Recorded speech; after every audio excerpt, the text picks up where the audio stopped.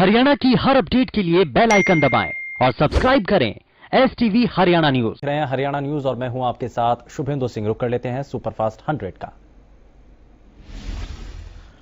मुख्यमंत्री मनोहर लाल आज दिल्ली दौरे पर हैं और मुख्यमंत्री मनोहर लाल ने बीजेपी के राष्ट्रीय अध्यक्ष जेपी नड्डा से मुलाकात की। मुख्यमंत्री मनोहर लाल ने बीजेपी के राष्ट्रीय अध्यक्ष जेपी नड्डा से किसानों के मुद्दे पर बातचीत की। इस दौरान उन्होंने संगठन को लेकर चर्चा की। बैठक के बाद मुख्यमंत्री ने जानकारी देते हुए कहा कि बैठक में कोरोना और किसान आंदोलन पर चर्चा हुई। साथ ही बताया कि बातचीत के दौरान मंत्रिमंडल विस्तार को लेकर कोई चर्चा नहीं की गई। सीएम ने कहा कि बैठक में प्रदेश के बजट के बारे में चर्चा की गई। साथ ही चुनावी राज्यों में हरियाणा के कार्यकर्ताओं की ड्यूटी लगाने पर बात हुई। मुख्यमंत्री ने सांसद अरविंद शर्मा के पिता के निधन पर शोक जताया। मुख्यमंत्री मनोहर लाल ने सदगुरु शर्मा के निधन पर शोक जताया। सीएम ने सांसद आवास पर पहुंचकर सदगुरु शर्मा को श्रद्धांजलि दी। चंडीगढ़ स्थित मुख्यमंत्री आवास पर जनता दरबार लगाया गया। इस दौरान प्रदेश के अलग अलग हिस्सों से पहुंचे लोगों ने मुख्यमंत्री मनोहर लाल को अपनी समस्याएं बताई। सीएम से हुई मुलाकात के बाद लोग काफी उत्साहित दिखाई दिए। मुख्यमंत्री से मिली महिला प्रतिनिधियों ने कहा कि मुख्यमंत्री ने न सिर्फ उन्हें समस्या के समाधान का आश्वासन दिया, बल्कि मुलाकात के दौरान लगा कि जैसे वो अपने परिवार के मुखिया से बात कर रहे हैं। समस्या चाहे एलनाबाद के किसानों की हो या शिक्षकों की, चाहे कॉलेज में लगे एक्सटेंशन लेक्चरर्स की, हर कोई मुलाकात के बाद खुश और संतुष्ट दिखाई दिया। मुलाकात के दौरान एलनाबाद के किसानों ने मुख्यमंत्री मनोहर लाल को किसानों का प्रतीक चिन्ह हल भेंट कर आभार व्यक्त किया। कृषि कानूनों के खिलाफ किसानों का आंदोलन 120वें दिन जारी है। लगातार 120 दिनों से किसान दिल्ली की सीमाओं पर डटे हैं और कानूनों को रद्द करने की मांग कर रहे हैं। कृषि कानूनों के विरोध में आंदोलन कर रहे किसानों ने 26 मार्च को भारत बंद बुलाया है। किसानों के भारत बंद को टोहाना शहर में पेस्टिसाइड सीड्स फर्टिलाइजर एसोसिएशन के द्वारा समर्थन किया गया। एसोसिएशन ने किसानों के भारत बंद का समर्थन करते हुए दुकानों को बंद रखने का फैसला लिया और कहा कि अगर कोई भी दुकानदार अपनी दुकान खोलता है तो उस पर 1100 रुपए का जुर्माना लगाया जाएगा। पेस्टिसाइड एसोसिएशन के प्रधान संदीप नैन की अध्यक्षता में आयोजित बैठक में फैसला लिया। नैन ने कहा कि दुकानदार अपनी दुकानें बंद रखते हुए सरकार के खिलाफ विरोध जताएंगे। कालाबाड़ी बार एसोसिएशन ने 26 मार्च को किसानों की ओर से किए जा रहे बंद का समर्थन किया। बार एसोसिएशन की ओर से 26 मार्च को तहसील कार्यालय कालाबाड़ी में काम बंद रखा जाएगा। करनाल के संद में किसानों की ओर से महापंचायत का आयोजन किया गया और इस महापंचायत में किसान नेता राकेश टिकैत, गुरनाम चढ़ूनी समेत कई किसान नेता मौजूद रहे।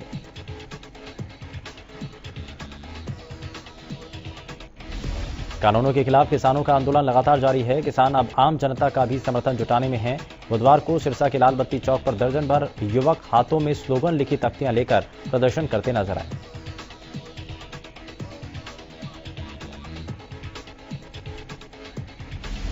इस दौरान लोगों से समर्थन जुटाने की अपील की गई। किसानों का कहना है कि हम चाहते हैं कि हमें सभी का समर्थन मिले।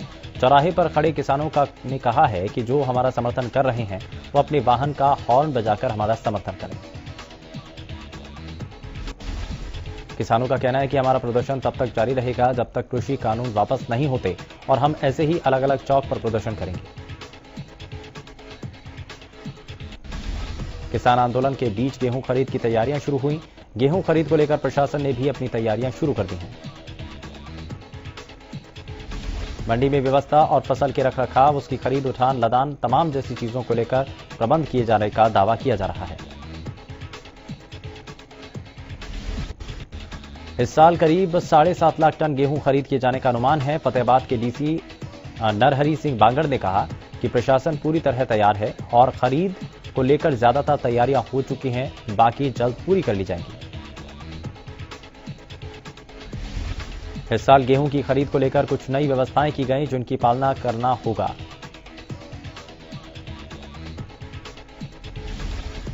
कृषि कानूनों को रद्द करने की मांग को लेकर किसान पिछले 120 दिनों से आंदोलन पे हैं और इसको लेकर किसानों ने 26 मार्च को भारत बंद का ऐलान किया है। जिसके मद्देनजर फतेहाबाद प्रशासन ने 18 ड्यूटी मजिस्ट्रेट नियुक्त किए। फतेहाबाद के डीसी का कहना है कि किसानों से बातचीत की जा रही है कि रोजमर्रा की जरूरतों की चीजों को बंद न किया जाए।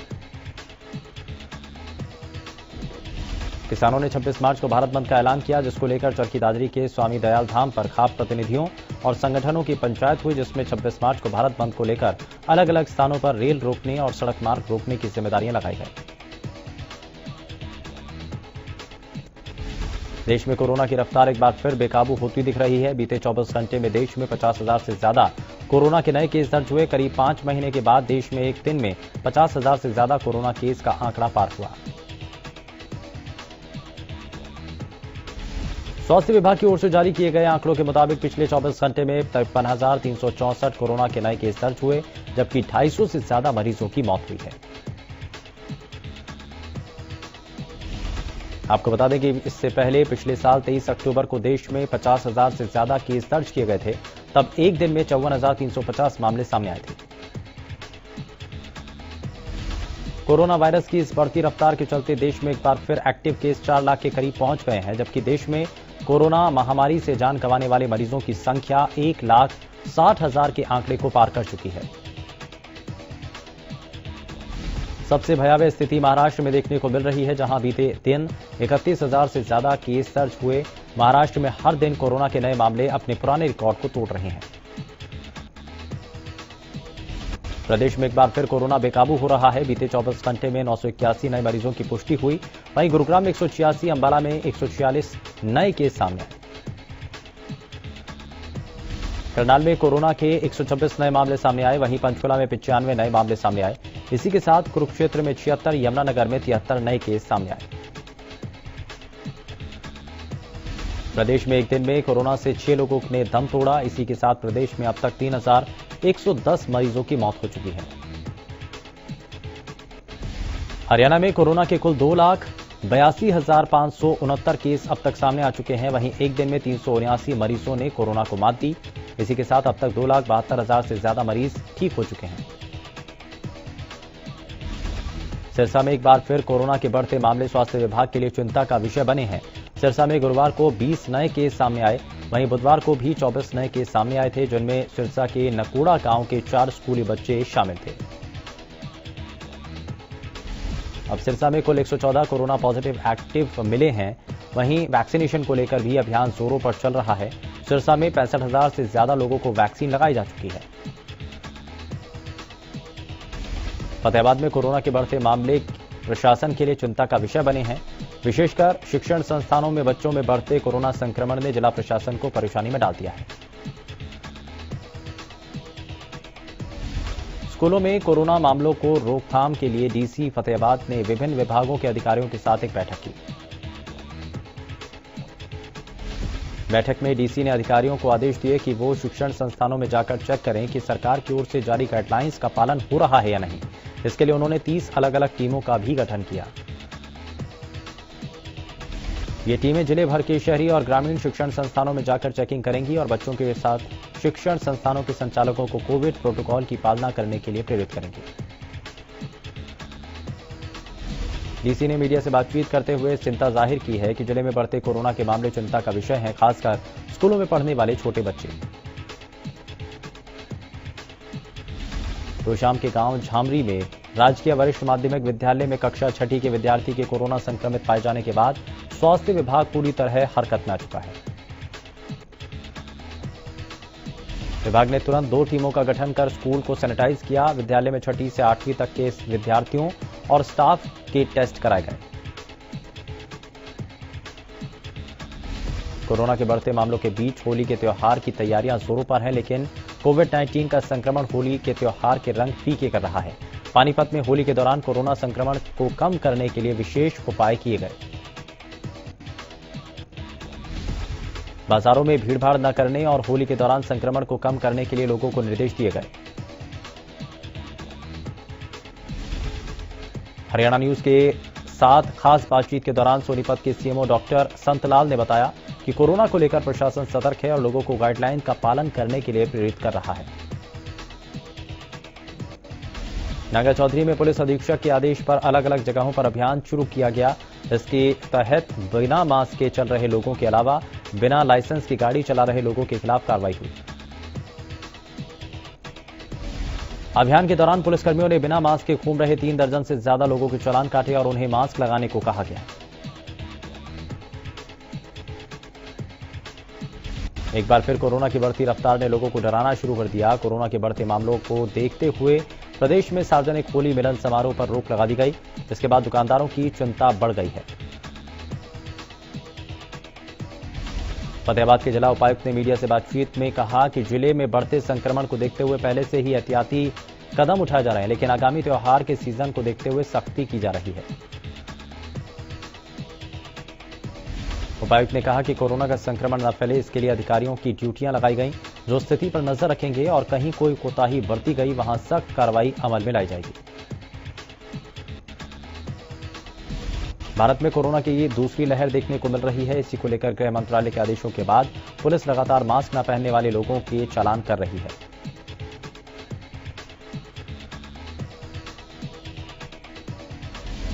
इसी बीच बढ़ते कोरोना मामलों को देखते हुए अंबाला बार एसोसिएशन ने अहम फैसला लिया, जिसके तहत अब 60 साल से ज्यादा उम्र वाले वकीलों को अपने केसों की सुनवाई पर आने से छूट मिलेगी। उनको घर बैठे ही केस में अगली तारीख दे दी जाएगी।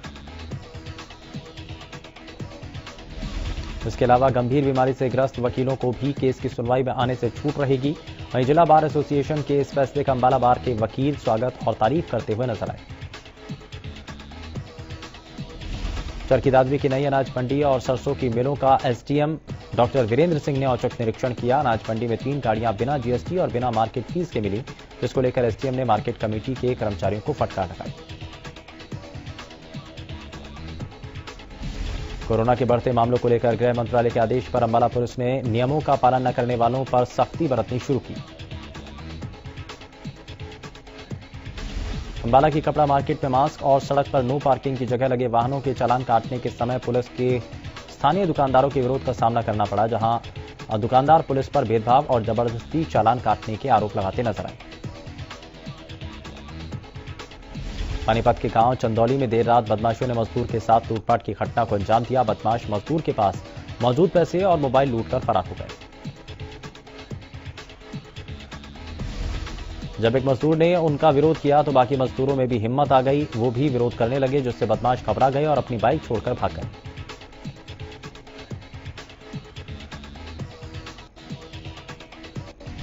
फरीदाबाद के बापू नगर में सड़कों पर सीवर का गंदा पानी भरा हुआ है, जिसके कारण लोगों को काफी परेशानी का सामना करना पड़ रहा है। सरकारी स्कूल के सामने सीवर के पानी ने स्कूली बच्चों का जीना मुश्किल कर दिया है। लोगों का कहना है कि कई बार शिकायत के बावजूद इस ओर कोई ध्यान नहीं दिया जा रहा।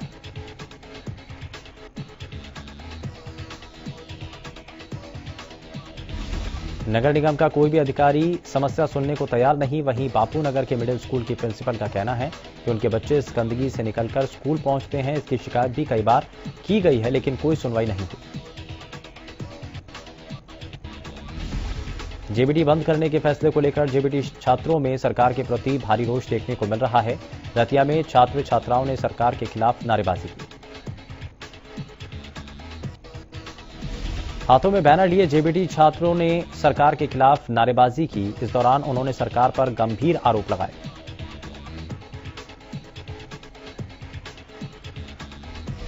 हरियाणा रोडवेज कर्मचारी निजीकरण, बेरोजगारी, महंगाई और 3 कानून के विरोध में शुक्रवार यानी 26 मार्च को 2 घंटे के लिए सरकार के खिलाफ अपना विरोध प्रदर्शन करेंगे।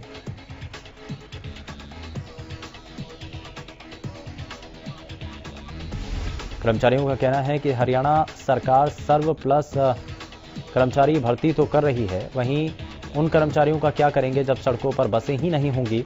कर्मचारियों के साथ बसें भी बढ़ानी चाहिए।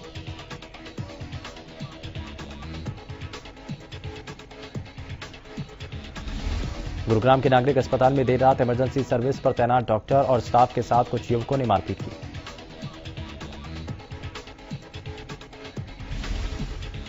दरअसल झारसा गांव में 2 गुटों में हुए झगड़े के बाद इलाज कराने आए युवक ने डॉक्टर के साथ मारपीट की।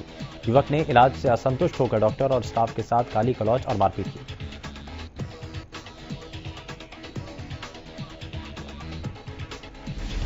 मारपीट के दौरान आरोपी युवक का दोस्त भी डॉक्टर और स्टाफ के साथ मारपीट करता नजर आया। बताया जा रहा है कि आरोपी युवक शराब के नशे में था, जिसके बाद उसने डॉक्टर के साथ बदसलूकी की। नागरिक अस्पताल प्रबंधन ने पुलिस को पूरे मामले की शिकायत दी। प्रदेश में 26 मार्च यानी कल से पहली से 8वीं की परीक्षाएं शुरू हो रही हैं। इसके साथ ही 9वीं और 11वीं की परीक्षाओं की शुरुआत भी कल से हो रही है। परीक्षाएं सुबह 9:30 बजे से लेकर दोपहर 1 बजे तक परीक्षा होगी और परीक्षा के दौरान कोविड से जुड़े सभी नियमों का पूरी तरह से पालन करना होगा। यमुनानगर पुलिस ने एक भटके हुए बच्चे को अपने परिवार से मिलवाया। जानकारी के मुताबिक 12 साल का एक बच्चा यूपी के मुरादाबाद से लगभग 250 किलोमीटर का सफर तय कर यमुनानगर सदर थाने के बाहर तक पहुंच गया था।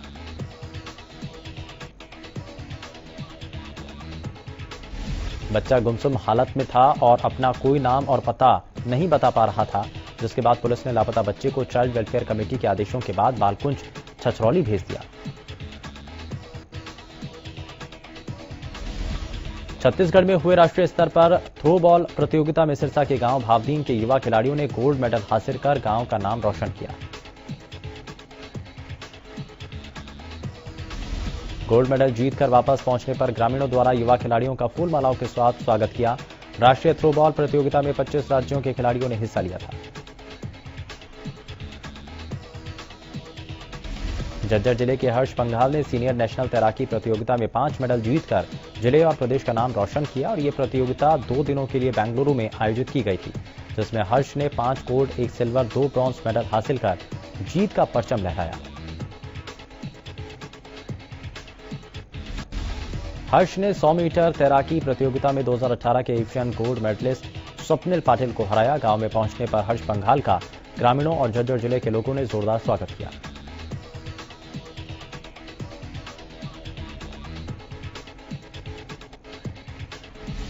पियोवा के नानकपुरा रोड पर सील की गई भट्टियों पर सीएम फ्लाइंग की टीम ने छापेमारी की। दरअसल विभाग द्वारा भट्टियों को दिसंबर में अनियमितताओं के चलते सील कर दिया गया था।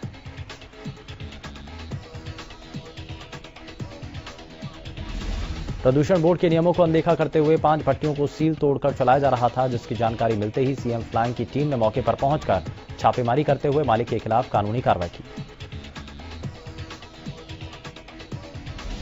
इंद्री में पेस्टिसाइड की दुकान पर शिक्षक ने स्कूल के बच्चों के साथ मिलकर दुकान मालिक और उसके नौकर पर हमला कर दिया, जिसमें दुकानदार और नौकर को गंभीर चोटें आई। पूरे मामले को लेकर दुकान मालिक सुभाष बंसल ने बताया कि उसकी दुकान के ऊपर स्कूल में कार्यरत अध्यापक इंद्रपाल काफी समय से किराए पर रह रहा था। अध्यापक को किराए के 7,000 रुपए देने थे, लेकिन काफी समय से वो दुकान मालिक को किराया नहीं दे रहा था,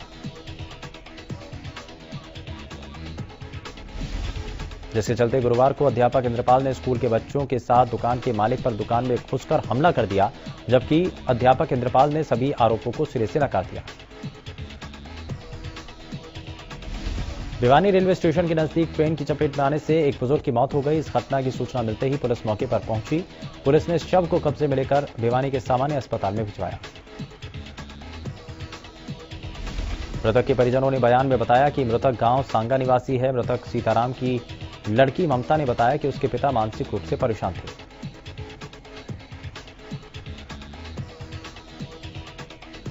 फतेहाबाद के भूना इलाके में चाय की दुकान में अचानक आग लगने से हड़कंप मच गया। दरअसल चाय बनाते समय अचानक सिलेंडर में आग लग गई। दुकानदार ने सूझबूझ दिखाते हुए सिलेंडर को बाहर निकाला और दमकल विभाग को सूचित किया, लेकिन दमकल विभाग के आने से पहले ही दुकानदार ने सिलेंडर पर मिट्टी डालकर आग पर काबू पा लिया।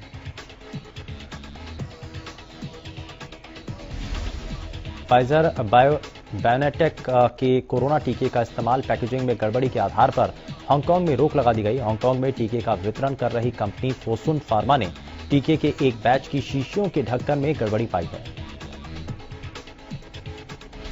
विश्व में जहां संक्रमितों की संख्या 12.49 करोड़ के पार हो चुकी है, वहीं मृतक संख्या 27.48 लाख से ज्यादा हो गई है।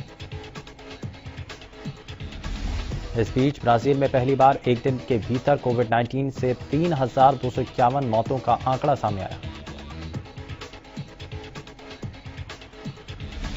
फेसबुक ने कहा कि उसने चीन में हैकर्स की ओर से उस देश के बाहर रहने वाले उइगर अल्पसंख्यक के समर्थकों और पत्रकारों की जासूसी करने के प्रयासों को बाधित किया है।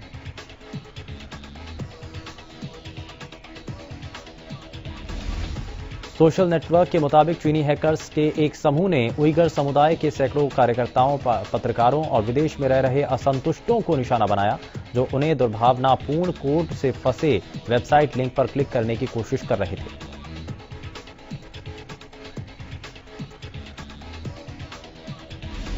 अमेरिकी न्याय विभाग ने भारतीय दवा निर्माता कंपनी को रिकॉर्ड छिपाने और नष्ट करने का दोषी मानते हुए $5 करोड़ का जुर्माना लगाया। सरकारी तेल कंपनियों की ओर से दूसरे दिन भी पेट्रोल और डीजल की कीमतों में कमी की गई। वीरवार को डीजल 20 और पेट्रोल 21 पैसे सस्ता हुआ। सीबीआई ने बुधवार को प्रधानमंत्री आवास योजना से जुड़े 14,000 करोड़ रुपए के घोटाले का भंडाफोड़ कर दिया। साथ ही इस मामले में आर्थिक संकट से घिरी DHFL के प्रमोटरों के खिलाफ मुकदमा दर्ज कर लिया। देश में कोऑपरेटिव विकास के लिए डेवलपमेंट फोरम का गठन हुआ, जिसकी बागडोर पूर्व केंद्रीय मंत्री सुरेश प्रभु को सौंपी गई।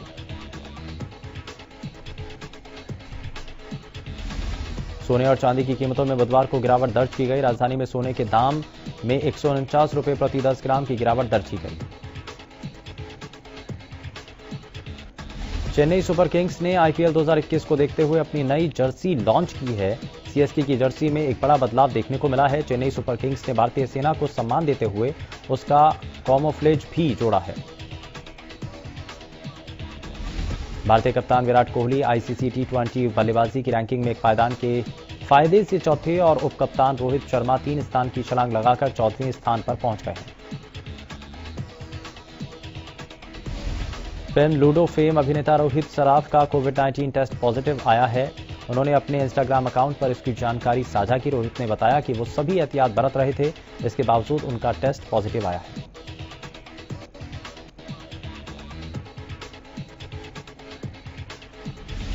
तलाइवी के ट्रेलर सामने आने के बाद बॉलीवुड अभिनेत्री कंगना रनौत खूब तारीफें उनको मिल रही हैं। 23 मार्च को कंगना के जन्मदिन वाले दिन तलाइवी का ट्रेलर रिलीज किया गया था, जिसकी काफी चर्चा हो रही है।